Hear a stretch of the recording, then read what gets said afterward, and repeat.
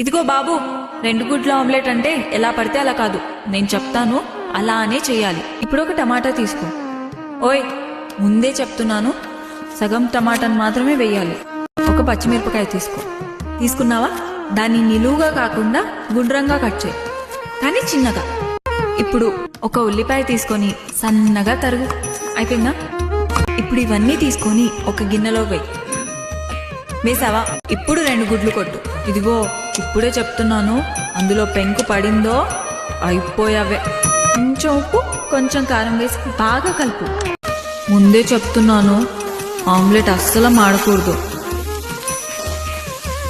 చాలా జాగ్రత్తగా వేసి తీసుకురా, సరేనా?